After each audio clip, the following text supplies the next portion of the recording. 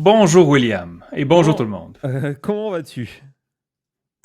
Très occupé en cette période qui ne devrait pas l'être autant, mais ça va très bien. Et toi, comment vas-tu? Bah, très, très, très bien. Écoute, on est heureux de t'avoir. On avait un petit peu essayé pendant l'été, mais c'était compliqué. Mais là, maintenant, on est très heureux de je vais dire, de cette première invitation, parce que je suis persuadé qu'il y en aura plein d'autres. Alors, pour notre public, tu sais, on est suivi dans toute la francophonie, hein, pas qu'au Québec, et du coup, énormément en France, en Belgique et en Suisse.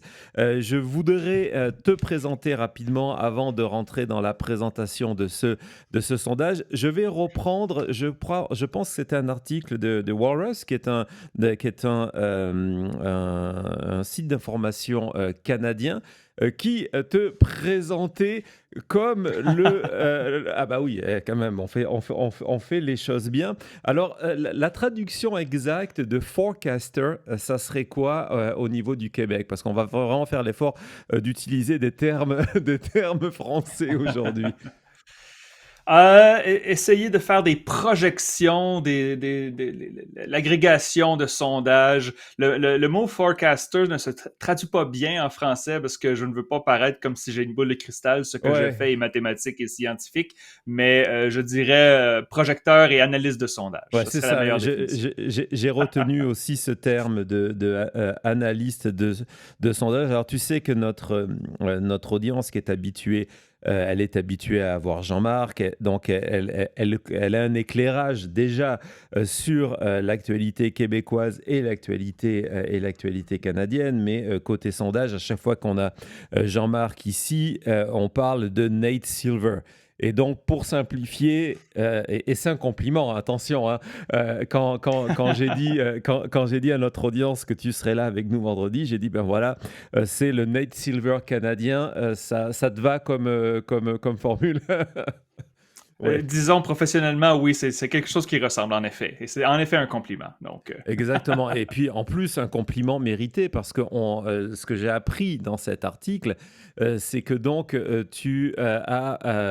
c'est complètement fou comme statistique, depuis 2016, d'avoir, le terme prédiction encore, il fait un côté, en France on dirait Madame Irma, donc voyante, mais en tout cas que tu as réussi à anticiper, voilà, a anticipé 1600, les résultats sur plus de 1600 districts électoraux avec un taux de succès de 90%.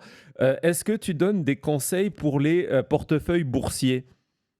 ah non, pas du tout. Je, je n'oserais pas. Je dirais que les projections électorales sont beaucoup plus fiables que n'importe quel économiste. Et donc, je n'oserais pas aller là-dedans. Surtout que c'est pas mon domaine. Comme vous voyez, moi, mon domaine, c'est la physique et l'astrophysique. Je suis professeur au niveau collégial depuis plus de 20 ans. Et donc, tomber dans l'analyse des sondages, c'était peut-être un sentier naturel de mon côté. Mais aller dans ce qui est économique, et non, je ne veux pas toucher à ça. Je ne voudrais pas coûter de l'argent à mes lecteurs. Ouais, non, non, mais je plaisante évidemment. Mais d'ailleurs, tiens, on pourrait faire cette petite parenthèse. On en fait souvent dans nos émissions. Comme tu viens de le dire, et comme le disait très justement le titre qu'on a vu avant, tu es astrophysicien au départ. Comment on passe de astrophysicien à créer ce site de référence qui est 338 Canada, hein, qui est vraiment Thomas va vous en montrer quelques captures d'écran. Vous avez vraiment tout. Vous avez à la fois les derniers sondages au niveau fédéral, mais surtout, il y a toutes tes propres présentations qui vont des pourcentages en termes de projection de sièges pièges, de chances de gagner, etc., etc. Donc il y a tout ton travail qui est dessus. C'est vraiment une mine. Tu fais d'ailleurs aussi un listing, un classement, un classement des instituts de sondage, ce qui est vraiment un outil extrêmement important avec, surtout nous on le voit au côté américain, avec cette multiplication Oh oui. des compagnies qui apparaissent soudainement en période électorale et il y a vraiment à boire et à manger. Mais je voudrais revenir sur ça. C'est quoi le parcours pour passer, même si tu l'es toujours, tu as dit, tu enseignes au Cégep de Saint-Laurent-Montréal, c'est ça? Donc, C'est ça, exact. c'est quoi le parcours? Comment on passe de l'astrophysique à l'analyse de sondages politiques? J'ai toujours été intéressé par la politique, mais pas par la politique publique, mais par le jeu politique, par la game, comme on dit en anglais. Mais sauf que je ne suis pas énormément partisan d'un côté ou de l'autre. J'ai côtoyé beaucoup de partisans politiques, que ce soit partout dans le spectre politique au Québec et au Canada, et je ne me retrouvais pas vraiment nulle part. On me traitait d'hyper rationnel et je lui disais merci, mais c'était supposé être une insulte.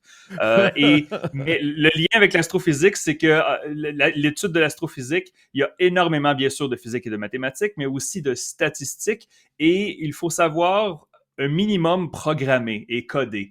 Et donc, le modèle électoral, ça a commencé Québec 125, ça s'est étendu à 338 Canada. Donc, c'est un peu la même chose, mais avec des données démographiques fédérales au lieu de juste du Québec.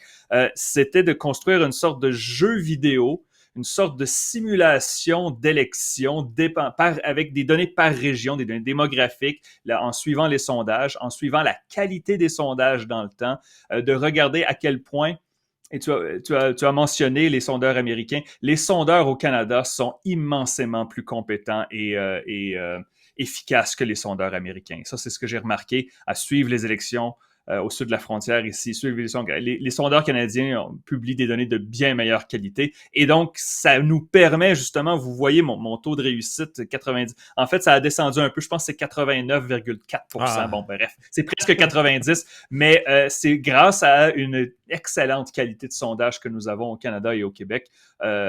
Et donc, ça fait toute la différence. Et avec de bonnes données, on peut peindre un portrait plus précis du portrait politique d'une province ou d'un pays, dans ce cas-ci le Canada.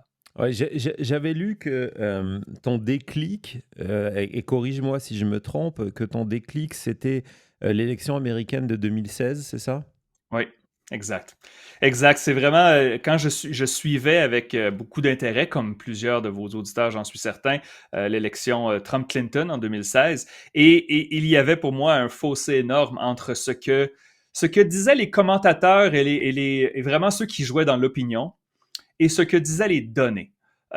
Certes, M. Trump n'était pas le favori, ce n'est pas ce que je dis, mais les données qui sortaient des États-Unis dépeignaient une course qui était beaucoup plus serrée que ce que pouvaient dire les commentateurs à l'époque où ils disaient « Ah, si Trump l'emporte, c'est une chance sur 100, c'est une chance sur 50, c'est la loterie. » Alors je disais « Non, c'est environ une chance sur 3. » Et c'est arrivé. Donc, si vous lancez un dé, et que vous obtenez 5-6, Trump gagne. Vous obtenez 1, 2, 3, 4, Clinton gagne. Et donc, est-ce que vous êtes vraiment surpris si vous avez un 5 ou un 6 sur un dé? C'est environ ça les odds qu'on calculait.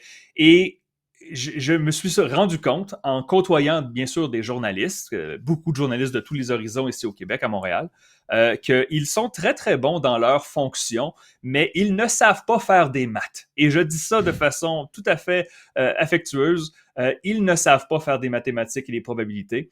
Et donc, je me suis dit, pourquoi est-ce qu'on ne pourrait pas avoir une petite touche de science pure, une petite touche plus rationnelle qui pourrait accompagner le travail journalistique qu'ils font déjà très bien, la plupart d'entre eux. Et donc, j'ai commencé un blog pour analyser les sondages. Et ensuite, c'est devenu très populaire et me voici aujourd'hui à la chute. Donc, il faut croire que ce que j'ai fait était bien. Ouais, le sommet, la chute, c'est le sommet. Avant de rentrer dans ce nouveau sondage léger, justement, et on Oui. parlera, j'ai deux ou trois questions sur, vu que Jean-Marc n'est pas là, on peut en parler derrière lui, donc dans 2 secondes, mais je voudrais avoir ton avis, justement, en analyste de sondage. Je sais que j'en ai aussi parlé avec Jean-Marc la dernière fois qu'il était en direct dans l'émission, donc je voudrais avoir Le tien, Jean-Marc, la différence, on va être clair, c'est un sondeur. Tu n'es pas un Oui, sondeur. Hein, il faut que ça soit clair, exact. c'est pas ton métier. Toi, tu analyses les sondages, la data, les crosstabs, etc., etc., tout ce qui est disponible, Exact. mais tu n'es pas un sondeur. Hein. C'est vraiment la différence. Je dis ça pour notre public. Et donc, je voudrais avoir ton avis sur l'éclosion. Hier, Google annonçait qu'ils allaient promouvoir des services pour faciliter l'accès à ce qu'on appelle des plateformes prédictives, qui sont des sites de paris en ligne, façon Ouais. Polymarket, Kalshi, etc., etc. Est-ce que c'est déjà quelque chose que tu utilises, que tu vas utiliser ou pas du tout? Ben, je ne l'utilise pas. Je n'exclus rien parce que ce qui m'intéresse d'abord et avant tout, moi, ce sont les résultats. Il y a plusieurs, pour revenir au sondage un petit instant, il y a plusieurs façons de conduire des sondages aujourd'hui, de mener des sondages, des panels en ligne, par téléphone encore ça existe, par téléphone automatisé. Il y a plusieurs façons de tenir des sondages. Moi, ce qui m'intéresse, c'est est-ce que ça marche et est-ce que ça peut être réplicable. Donc, encore une fois, méthode scientifique, est-ce que ça marche? Pour ce qui est des polymarkets et des sites de paris, euh, est-ce que ça marche? Il y a certainement plusieurs instances où on voit que le gagnant prédit par les marchés est celui qui gagne pour vrai, mais c'est aussi le cas pour le sport. Je veux Oui. dire, quand on regarde les odds à Vegas sur les matchs de la NFL ou sur les matchs du hockey ou peu importe quel sport que vous suivez, ils ont raison la plupart du temps parce qu'il y a une méthode, bien sûr. Sauf que les marchés peuvent aussi être pervertis, ils peuvent être manipulés. Des gens avec des poches profondes et des intérêts, en fait, avec justement des intérêts dans le résultat, Ouais, on le voit avec pourraient des grands manipuler le mouvements à la marché. dernière minute, ce genre de choses, ouais. Ouais. Exact. Et donc, je dirais que ce n'est pas nécessairement à négliger comme analyse prédictive, mais ça ne fait pas partie de ce que j'ai.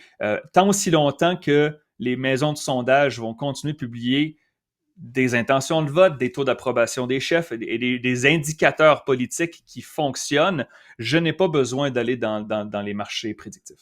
OK, très bien. Alors je te propose un petit jingle de transition et puis on va, débuter sur ce, sondage, léger. D'ailleurs, on va en parler dans 2 secondes. À tout de suite.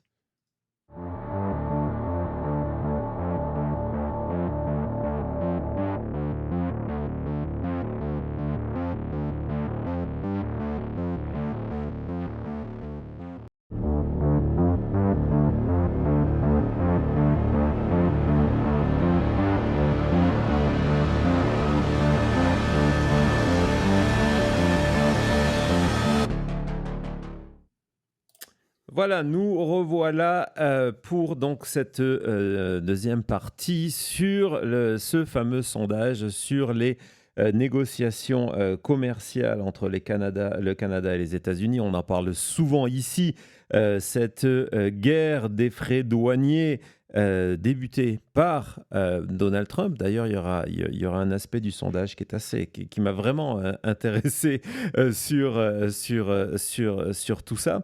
Un petit mot sur, donc on voit le partenariat entre Léger et ton site. Je voulais qu'on repasse ce bilan fait par Oui. Léger à la fois au Canada et à la fois aux États-Unis.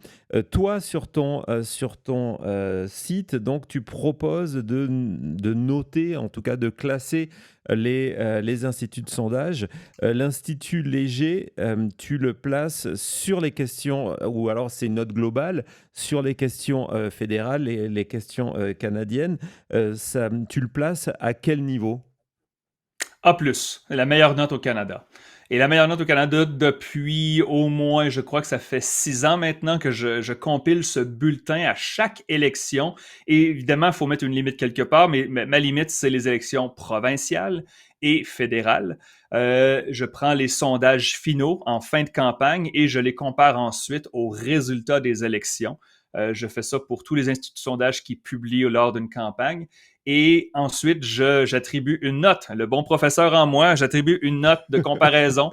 Évidemment, il y a des balises qui diffèrent. Faire un sondage de Terre-Neuve et Labrador, 1,5 million de personnes, c'est différent de faire un sondage canadien, 42 millions de personnes.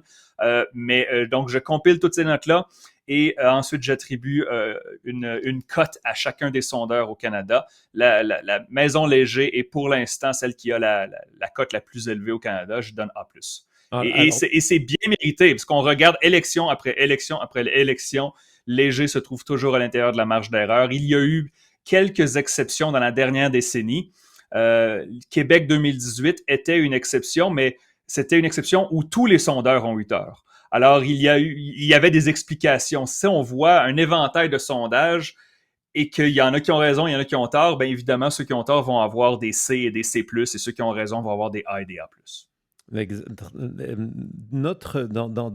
pendant la campagne électorale américaine, on a fait même des émissions complètes sur la méthodologie.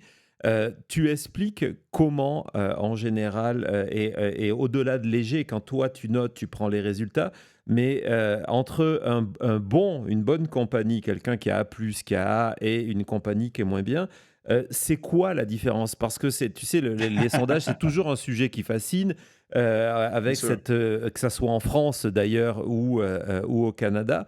C'est quoi, tu conseillerais quoi à notre audience, au-delà d'aller voir ton site ou un site comme Nate Silver ou d'autres, quels sont les indices à aller voir pour se dire, bah, tiens, ce sondage, je peux le prendre Ouais. sérieusement parce que derrière, c'est une compagnie qui a une méthodologie correcte. En fait, la question est bonne. Je ferai une petite correction. C'est pas simplement une question de méthodologie. Comme j'ai dit, il y a des panels Internet, des panels par téléphonique. Il y a aussi maintenant des appels automatisés par l'IA qui ont commencé à être faits. La question vous est posée par une voix humaine qui est en fait un robot. Et vous dites la réponse et elle l'enregistre. Et jusqu'à maintenant, ça performe très bien. Alors, la méthodologie comme telle n'est pas vraiment en cause parce qu'il y a des bons et des mauvais sondeurs qui utilisent la même méthodologie. La question est vraiment de savoir est-ce que la maison de sondage est capable de soit avoir un bon échantillon aléatoire, probabiliste, ou dans le cas d'un sondage sur Internet qui ne sont pas probabilistes, c'est des panels où les gens s'inscrivent pour participer, est-ce qu'une compagnie comme Léger est capable d'avoir un échantillon représentatif de la population qui est sondée? Assez de personnes jeunes, de personnes plus âgées, d'hommes, de femmes, de toutes les régions, par exemple le Canada du pays. Et donc, c'est vraiment la capacité d'avoir un échantillon représentatif qui va refléter les résultats et la note à long terme. Parce que bien sûr, une firme qui arrive sur le terrain, qui est toute nouvelle et qui fait une élection et qui a un A+, la cote de cette firme-là ne va pas être A+. Tu dois faire tes preuves à plus long terme pour monter les échelons. C'est comme une échelle. Tu dois monter graduellement les échelles. Pour atteindre le niveau A ou A+, dans mon système, ça doit faire longtemps que la firme prouve qu'elle est capable d'avoir de bons résultats de façon constante. Ouais, c'est un point extrêmement important, hein. Sur le niveau américain, on a vu des compagnies qui d'un coup se retrouvent avec des A. La compagnie à laquelle je pense, qui n'est même pas une compagnie américaine d'ailleurs, qui s'appelle Atlas Intel, par exemple, Oui, que tu dois connaître. Je oui, pense que c'est une compagnie brésilienne. Et ce A a été donné parce que c'était eux qui avaient le résultat le plus juste à l'élection présidentielle je ne sais pas si c'est la dernière ou celle de 2020, c'est pas ça ce qui est important. je pense que Et c'était on, 2020. Ouais, et on 2020, voit oui. que depuis, et entre autres sur les élections qui ont eu lieu mardi sur le New Jersey, par exemple, c'est eux qui disaient qui montraient le résultat le plus serré avec peut-être un point d'écart. Il y en aura 14 finalement entre la candidate démocrate et républicain. Mais ils ont fait, c'est un sondage que quand il est sorti, il a eu un énorme impact. Il a été repris de partout parce qu'on s'est dit, voilà, c'est une compagnie A. Parce que justement, ce que je reproche souvent à ces notes, c'est qu'il n'y a pas cette ancienneté de dire non, on ne peut pas Oui. vous juger une fois, quoi, parce que tout le monde peut avoir tort ou raison une seule fois. Quoi. En gros, c'est ça. une horloge débranchée a raison 2 fois par jour. Et donc, faut se rappeler de ça. En effet, moi, ce qui m'intéresse, c'est est-ce que la maison de sondage fait ses preuves sur de longues périodes de temps. Et c'est pour ça, je veux dire, je peux le dire, je me rappelle la première fois que j'ai publié mon bulletin, je l'ai regretté presque immédiatement parce que tous les sondeurs du pays se sont acharnés sur moi en disant hey, je mérite plus qu'un B+, ou un B- dans cette élection-là, c'est pas juste. Et donc, peut-être que là, mon expérience de professeur, d'avoir, après ça, d'avoir à mon bureau des étudiants qui veulent négocier leurs notes après chaque examen, c'est un petit peu la même chose dans ce cas-ci, sauf que j'ai une méthodologie qui, je crois, est solide. Et je préfère garder mon intégrité que plutôt avoir à négocier constamment. Mais Ouais. je comprends le point ici. Moi, réussir une élection, je ne suis pas vraiment surpris. Surtout une élection, par exemple, fédérale, où il va y avoir 15 sondages qui vont être publiés. Et, je veux dire, on a vu ça en France il y a quelques années, l'effet troupeau, n'est-ce pas? Ouais. On appelle en Herding, ouais. français le herding. C'est facile de publier un sondage qui dit la même chose que les autres. Moi, ce qui m'intéresse, est-ce que tu es capable de le faire de façon constante et d'avoir des bons résultats? Et aussi, je regarde bien sûr des résultats régionaux. Pour ajouter aussi à ta question, une réponse à la question, c'est que une firme de sondage, parfois, elle veut avoir de la publicité, elle veut avoir de la visibilité dans les médias, et on comprend pourquoi. Et les sondages qui montrent des chiffres tout près des moyennes actuelles ne vont pas avoir beaucoup d'attention qu'un sondage qui présente soudainement les conservateurs ont 10 points d'avance ou les libéraux ont 15 points d'avance. Les sondages qui sont un peu aberrants, des fois, vont attraper l'œil plus facilement. Et donc, c'est pour ça que moi, je dis toujours, faites attention, on pondère. Si une firme de sondage monte libéral plus 10, 2 semaines plus tard, conservateur plus 5, et ensuite libéral plus 8, ça veut dire que c'est pas sérieux.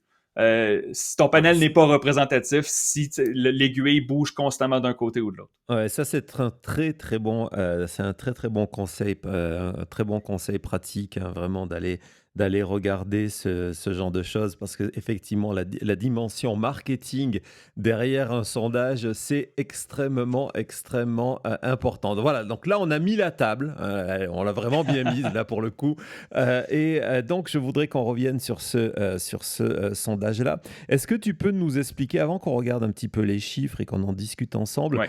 c'était quoi l'idée? Ça a été quoi la méthodologie?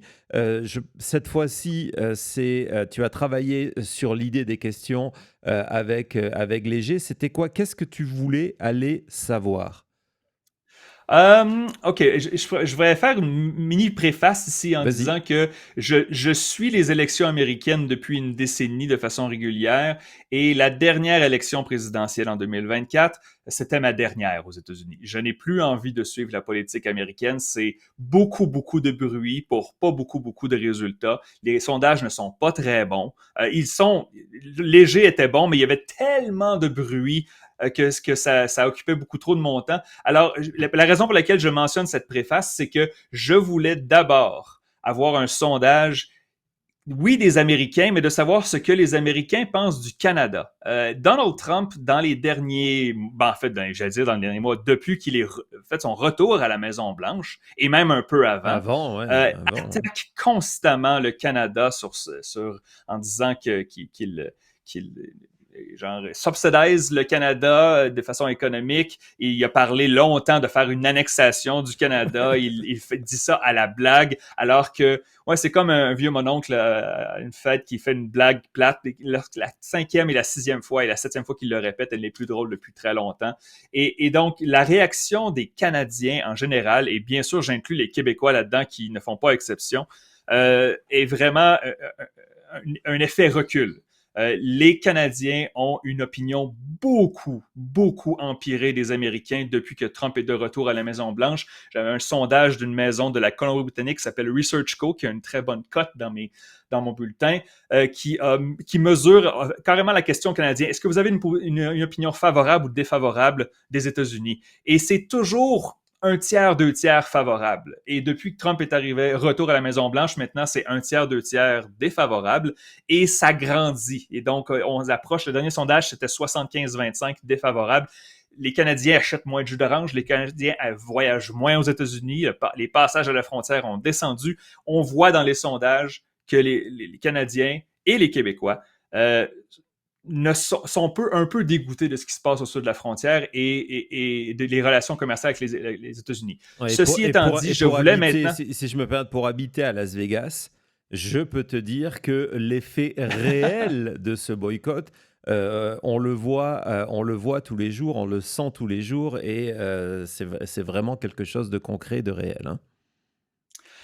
Et oui, exact. Et de façon très anecdotique, mais j'ai plusieurs personnes dans mon entourage qui ont carrément annulé des voyages aux États-Unis parce Ouais, qu'ils ne veulent pas traverser la frontière, ils ne veulent pas être pareil. arrêtés par ICE, ils ne veulent pas. Bon. Mais là, le sondage en question, c'était de demander aux Américains quelles sont vos impressions du Canada. Est-ce que vous croyez que le Canada négocie de bonne foi présentement en considérant les tensions des deux pays sur les échanges commerciaux? Et les résultats sont fantastiques, dans le sens que les Américains ont encore une très bonne opinion et des impressions du Canada. Et plus d'Américains croient que le gouvernement canadien négocie de bonne foi qu'ils Ouais. croient que leur propre gouvernement fédéral négocie de bonne foi présentement en parlant des échanges économiques entre les deux pays. Et ce qui est aussi impressionnant, c'est que, vous le savez, j'ai pas besoin de vous le dire, tout est polarisé. Toutes les questions politiques et culturelles sont polarisées aux États-Unis. Quand on regarde les chiffres des résultats entre les électeurs démocrates et les électeurs républicains, les différences sont mineures. Les républicains, 87% d'entre eux disent que, ah oui, à part les tensions commerciales, la relation est très, très bonne. Ouais, Alors que je peux vous dire que c'est pas réciproque présentement. non, non, c'est ça ce qui est assez extraordinaire. On va regarder, Thomas, le tableau négociation, où on a, je pense, le total des Américains qui continuent, qui font confiance au Canada de mener ces négociations avec des intentions honnêtes. Le total, c'est 75%, c'est ça, hein? Exact, exact. 75% des Américains ont confiance ou très confiance que le Canada négocie de bonne foi un nouvel accord de libre-échange entre les deux pays. Et regardez la petite barre rouge au bout, seulement 6% disent qu'ils ne font pas du tout confiance au Canada. Ouais. Et quand vous voyez les deux premières lignes du milieu, démocrates, républicains, les démocrates ont un peu plus confiance au Canada, mais on parle quand même plus du 2 tiers des républicains qui ont confiance au Canada. Alors, toutes les attaques de Donald Trump envers le Canada et le gouvernement canadien ne semblent pas s'être traduites en nécessairement une mauvaise opinion chez ses propres électeurs. Et je dois dire, ceci m'a étonné Ah ouais, parce non, que, bon, on complètement, sait que... complètement. Oui, exact. Ouais. Parce que pour nous, nous, on n'a pas abandonné la politique américaine. Au contraire, on en parle de plus en plus tous les jours. Et je peux te dire que c'est un phénomène. Pour moi, bon, on pourrait aller vérifier pour être plus précis dans la réponse, mais pour moi, qui est quasiment unique.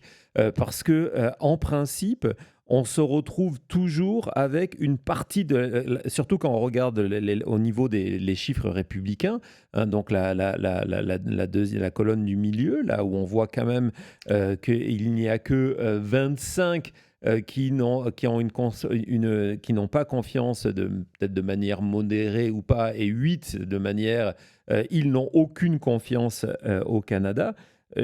C'est en principe lorsque Donald Trump choisit une cible, parce que le Canada est une Ah cible oui, pour lui en termes de communication, avec ses allers-retours sur un jour il y a des frais douaniers, un jour il y a des nouveaux frais douaniers, le lendemain il n'y en a plus, un jour on parle du 51e État, etc., etc., comme tu le disais.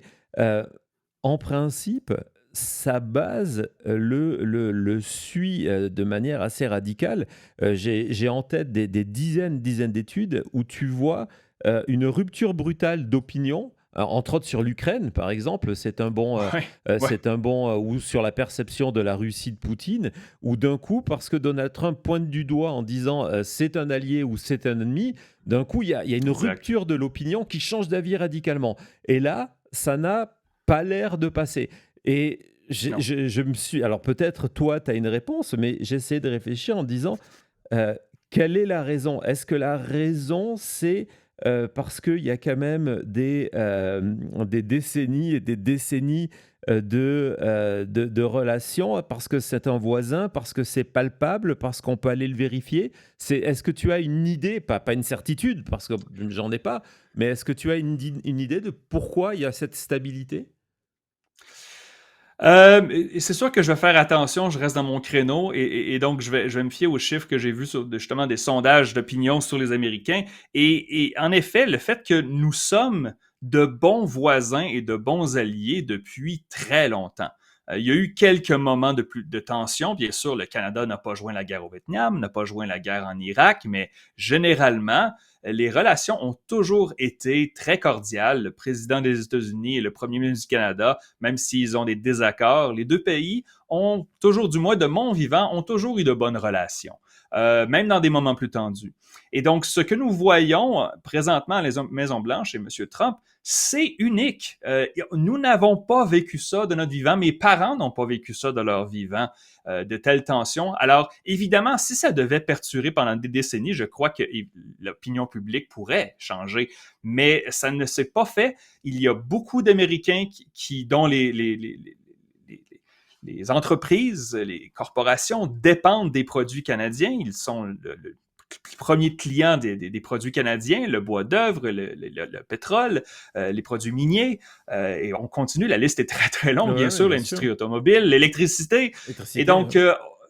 nos économies sont imbriquées les unes avec les autres. On se rappelle bien sûr quand les États-Unis ont fait appel à l'article 5 de l'OTAN, le Canada a été un des premiers à Mhm. répondre et il y a eu des soldats canadiens qui sont morts. Le sang canadien a coulé en Afghanistan à cause que les États-Unis avaient invoqué l'article 5 de l'OTAN. Et donc, les deux pays sont vraiment des alliés et des ennemis sur ce continent. Et tout ceci est tellement nouveau et tellement choquant que je pense qu'une minorité d'Américains sont rendus où le président est rendu. Et j'ai bien hâte de voir parce qu'on sait que les sautes d'humeur chez Trump, ça peut arriver. Et donc, si une nouvelle alliance de libre-échange devait être conclue l'an prochain, on sait que Trump ne fait pas dans les demi-mesures. Soudainement, peut-être qu'il va dire que le Canada est le meilleur pays au monde, le meilleur C'est ami au monde, possible, et on n'en c'est parlera possible. plus. Et on aura passé tout ça pour ça. Mais reste à voir si ça va se concrétiser. Ça va dépendre du cadeau que va lui offrir Carney, s'il est toujours là. Si c'est un beau cadeau en Quelque or, chose de doré. Quelque chose de exactement. doré, oui, c'est On ça. a compris. Je vois que même sans suivre l'actualité américaine, tu as la référence. Parce que justement, tu viens de dire quelque chose tu as utilisé le terme de allié, parce que là, cette première question, c'était dans le cadre de négociations économiques. Mais quand on est allé plus loin dans ce sondage-là, on voit que lorsque on demande aujourd'hui si on considère que c'est un allié, voire un allié proche, là aussi on a des chiffres Ouais. extrêmement importants. Et dans le côté qui est parfois, hein, qui est dans les déclarations, parce que les déclarations de Trump, c'est sa manière de communiquer, c'est volontaire, c'est toujours du blanc ou du noir, c'est extrêmement sévère. Et la Oui. manière dont par moment, là, entre autres, il y a quelques semaines, lorsqu'il y a eu la polémique sur la publicité de Doug Ford Ouais. qui reprenait les propos de Ronald Reagan, il a utilisé l'insulte pour parler du Canada. Et là, on voit que finalement, le côté un adversaire ou un voisin non amical, ça représente 13%, c'est ça, c'est Ex- absolument, c'est rien. Et c'est rien, et absolument. Et c'est important de le mentionner que ce sondage a été conduit la fin de semaine, juste après ces commentaires de Trump sur la publicité ontarienne de Doug Ford qui reprenait les mots du président Reagan. Et donc, on a un 58% d'Américains qui considèrent le Canada comme étant un proche allié ou un partenaire amical. Il y a un 30% qui le voit comme un voisin neutre. OK, parfait, on n'en parle pas. Mais quand on parle d'un voisin hostile ou même d'un adversaire, c'est seulement 13% Ouais. des Américains et seulement 17% des électeurs républicains. Et donc, si on vous prenez tous les Trumpistes aux États-Unis, là, 1 sur 6 voit le Canada comme un adversaire ou un partenaire hostile, ou un Ouais. voisin hostile plutôt. Et donc, encore une Encore une fois, fois, ce c'est une minorité. décrochage est super rare. Ce décrochage-là entre les Exact. propos et l'électorat, cette fiche-là, moi, elle m'a complètement étonné. Absolument. Et ce n'est pas étonnant que les démocrates voient le Canada d'un meilleur œil que les républicains. Ça a toujours été le cas depuis plusieurs décennies. Mais quand on regarde ici, 67% démocrates et 58% républicains pour partenaires et alliés, c'est minime comme différence. Alors, en fait, c'est ça, le chiffre le plus bas, c'est chez les indépendants, à 50%. Ça m'a étonné particulièrement. Oui. Alors, donc voilà, les Américains ne ressentent pas la même frustration que les Canadiens dans cette dispute commerciale. Alors, ce qui est complètement fou dans cette, tu en as un petit peu parlé tout à l'heure, dans cette étude, dans ce sondage, c'est qu'on voit que donc il y a, osons le dire, un accord de vue entre républicains. C'est très rare aujourd'hui, hein, vraiment, c'est très très Oui, rare, entre exact. républicains et démocrates qui ont une bonne, voire une très bonne opinion du Canada. Et qui donc font confiance, c'était la première fiche, font confiance au Canada dans la manière de négocier ces questions de Exact. commerce et de frais douaniers. Par contre, cette division démocrate-républicain, on la retrouve à 100% quand on va demander aux Américains leur Exact. opinion sur leur propre gouvernement, la manière dont il agit avec le Canada. C'est ça sur les USA. Vas-y Thomas, montre-nous. Je euh, dirais que c'est une très bonne façon de calibrer un sondage aux États-Unis si on n'obtient pas une forte polarisation quand on demande est-ce que vous êtes d'accord ou désaccord avec le président. Donc, peut-être mettre le sondage à la poubelle. Donc, on voit qu'on demande aux Américains, à l'inverse, dans le sens contraire, après avoir demandé si vous faites confiance à la bonne foi du Canada, est-ce que vous faites confiance à la bonne foi du gouvernement américain de vouloir négocier un accord qui serait bénéfique pour les deux pays? Et regardez les résultats. 52, j'ai confiance. 48, j'ai pas confiance. C'est, comme on dit en bon québécois, splitté dans le milieu. Et bien sûr, c'est le long des lignes partisanes. Une forte majorité de républicains ont confiance que Donald Trump et son équipe négocient de bonne foi. Les démocrates ne sont pas d'accord.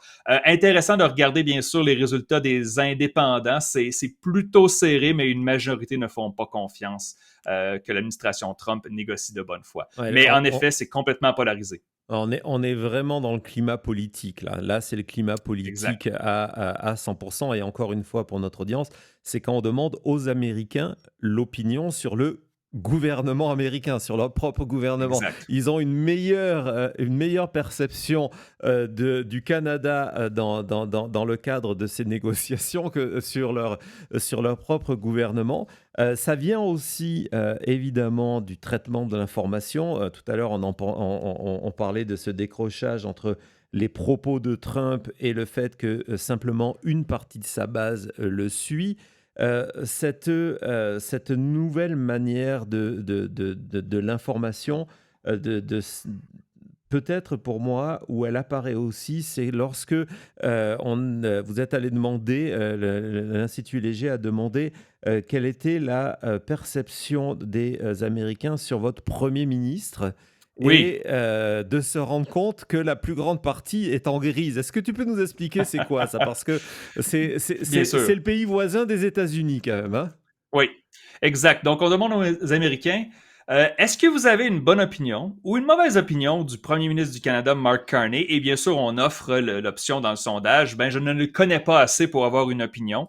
63% des répondants ne connaissent pas assez Mark Carney pour avoir une opinion. À la défense des Américains, ici, Mark Carney vient tout juste d'arriver. C'est tout nouveau. Juste avant, on a eu Justin Trudeau pendant une décennie. Je suis pas mal sûr qu'il y a bien des Américains qui auraient, plus d'Américains qui auraient une opinion sur Justin Trudeau d'un côté ou de l'autre. Mais tout de même, quand on regarde ça, seulement 38% des Américains connaissent Mark Carney, ou du moins affirment connaissent Mark Carney pour avoir une opinion. Ce qui est intéressant ici, c'est que parmi ceux qui connaissent ou qui disent connaître Mark Carney, premier ministre du Canada, l'opinion est largement positive. Donc, c'est 40% positif chez les démocrates, 30% positif chez les républicains. Et donc, et les négatifs, c'est 3% chez les démocrates et 13% chez les républicains. Et donc, quand on fait des analyses d'appréciation, des taux de favorabilité, comme on dit souvent, on fait le positif pour le négatif. Et donc, auprès des républicains, 57% ne connaissent pas Mark Carney, mais oui, exactement Mark Carney, mais M. Carney a un plus 17 net auprès des républicains. Et donc, c'est quand même assez étonnant. Ils ont dû probablement voir Mark Carney rencontrer Donald Trump à la Ouais, Maison-Blanche il y a quelques semaines. Une réunion qui s'était, somme toute, bien passée pour ouais. les deux leaders.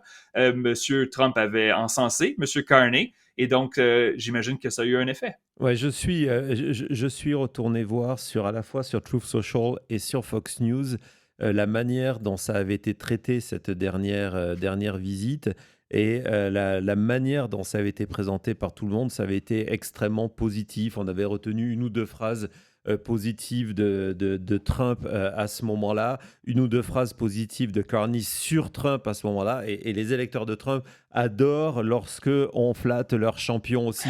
Non, c'est une réalité. Mais au-delà de cette question,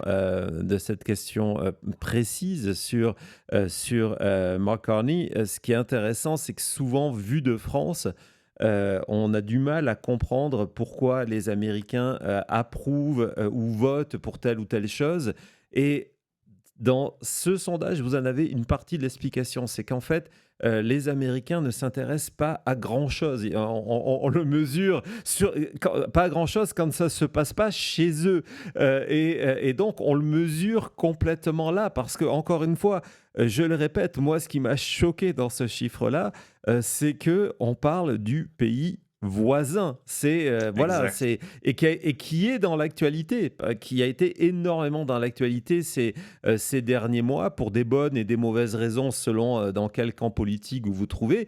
Mais les effets, par exemple, sur les villes frontières, les effets du boycott canadien, ça a été Ouais. traité énormément. Si vous êtes un habitant aujourd'hui de la Pennsylvanie ou du Montana, et en tout cas d'États qui dépendent de l'électricité canadienne, c'est quasiment tous les jours que l'on a parlé aux actualités ou dans la presse locale du Canada. Et malgré ça, on arrive à des chiffres où il y a 63% qui n'ont pas une opinion parce qu'ils ne le connaissent pas ou pas suffisamment. C'est limite démoralisant, hein, c'est limite démoralisant. J'ai parlé, parce que j'ai collaboré avec quelques médias américains il y a quelques années et on m'a dit, n'oublie pas que quand tu écris tes chroniques, tu parles à des Américains. Donc, et là, il disait ça de façon tout à fait neutre et non préjurative, mais c'était, n'oublie pas que si tu commences à parler de d'autres pays, les gens décrochent et ne cliquent plus. Alors, Non, c'est certain. ce n'est pas étonnant. Je veux dire, il l'observe dans le trafic web. Je me rappelle, il y a quelques années, j'avais publié pour Politico aux États-Unis une chronique sur les relations canado-américaines et c'était bien cliqué au Canada, pas tant que ça aux États-Unis. Ah, très, très intéressant. En parlant de chronique, je voudrais terminer sur ce titre formidable. Alors, tu as eu un papier qui est paru dans l'actualité, mais celui-ci, ce titre, alors je ne sais pas si c'est toi ou si c'est The Walrus qui l'a trouvé, en tout cas extraordinaire. Désolé, Trump, les Américains continuent de voir le Canada comme un ami. C'est exactement ça, c'est très bien vu. Et puis, c'est surtout extrêmement rassurant. C'est extrêmement rassurant tu sais, il a tout un... Son exercice du pouvoir repose sur l'occupation du terrain médiatique Ouais, tous les ouais. jours, en permanence, 7 jours sur 7. Hein. La présidence Trump, que l'on soit pour ou contre, c'est pas une présidence normale. Ça n'existait pas avant, où un président est dans l'actualité, fait l'actualité tous les jours. Et dans la réalité, de se rendre compte sur des sujets comme ça, lorsque les Américains ont une expérience concrète, une histoire, ils ne sont pas forcément, ils ne partent pas forcément dans le sens du vent et continuent à rester sur leur acquis. Moi, je trouve que ce titre-là, il est formidable pour ça. Ben, je dirais que c'est les éditeurs du Walrus qui ont choisi et je suis d'accord, c'était un excellent titre pour cette chronique. Donc, je vous invite à bien sûr aller la lire. Tous les tableaux sont là. Il y a un lien aussi vers le sondage. Donc, tout est là sur thewalrus.ca. Bon, donc là, on a parlé beaucoup des États-Unis, du Canada. La prochaine fois, c'est promis, on va te faire revenir sur l'actualité politique, les sondages, ton analyse sur la situation dans les provinces, situation fédérale. Je sais parce on m'avait dit, j'avais reçu des messages avant en me disant, alors je vais terminer vraiment sur ça parce qu'on a dépassé le temps de ce que tu nous avais très généreusement accordé. Je sais que tu es extrêmement occupé. On m'a dit il faut absolument que vous lui posiez une question sur la question de l'indépendance. Obligé. C'est quoi la tendance dans les sondages aujourd'hui? L'indépendance du Hmm. Québec, voilà. Oui, bien sûr.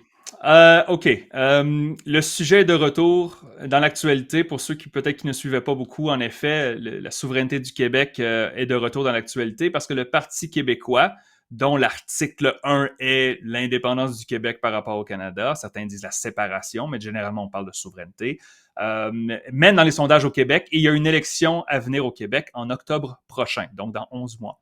Et les sondages sur la souveraineté n'ont pas suivi la montée du Parti québécois. Si on regarde la moyenne pondérée des sondages, et vous pouvez trouver tout ça sur mon site, présentement, dans le meilleur des résultats, on a environ 35% des Québécois qui sont en faveur de la souveraineté à quelques points près.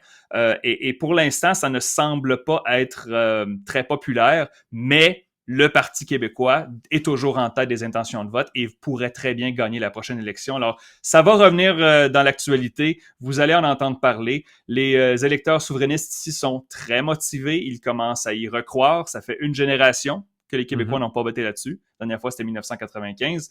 Et donc, tous les gens qui ont moins de 45 ans n'ont jamais voté sur la souveraineté du Québec. Le Parti québécois veut amener ça à l'avant-plan et ça promet d'être on n'a pas eu de référendum sur la souveraineté à l'ère des réseaux sociaux. Ça risque de brasser. Donc, à suivre. À suivre, ce qu'on fera, parce que je pense que ça va être une émission extraordinaire, on fera une émission sur ce sujet-là avec Jean-Marc et avec toi. Et ça va être extraordinaire. Donc, on va le faire, c'est certain, parce que c'est vraiment captivant comme tout. Philippe, je voudrais vraiment, vraiment te remercier. Je vois passer dans le chat à mesure, Thomas nous en met en avant quelques-uns des messages. Vraiment, on a pris trop de temps pour faire ça. C'est juste une première. On le refera parce que on a vraiment, ce sont des sujets qui nous fascinent. On a aussi beaucoup à apprendre et je sais que même vu de France, c'est un système politique qui intéresse. On a beaucoup de choses à apprendre du côté de la France sur la situation politique au Canada. Donc, on te retrouvera très, très vite. En tout cas, merci vraiment encore une fois. J'invite tout le monde, évidemment, non seulement à visiter ton site, mais en plus, tu es sur X, tu es sur Blue Sky. Thomas a mis l'adresse de partout. Je t'ai tagué dans mes posts pour annoncer l'émission pour que ça soit plus facile justement pour aller vous abonner. Donc voilà, faites-le, vous ne le regretterez pas. Plein d'informations intéressantes. Allez vous amuser sur le site 338 Canada parce qu'il y a vraiment plein de choses à cliquer et c'est un petit peu le problème d'ailleurs. On commence à cliquer, puis on reclique, puis on reclique, puis on reclique et on y reste beaucoup trop longtemps, mais c'est plutôt bon signe. Merci énormément, on se retrouve très vite. J'apprécie énormément. Ça sera, je vous dis à très bientôt. Et aussi, juste un dernier mot, le site 338 Canada est entièrement bilingue français-anglais, donc vous pouvez choisir la langue que vous voulez. Je vous souhaite une très belle journée et à la prochaine, OK? C'est parfait. Salut, bye bye. Au revoir.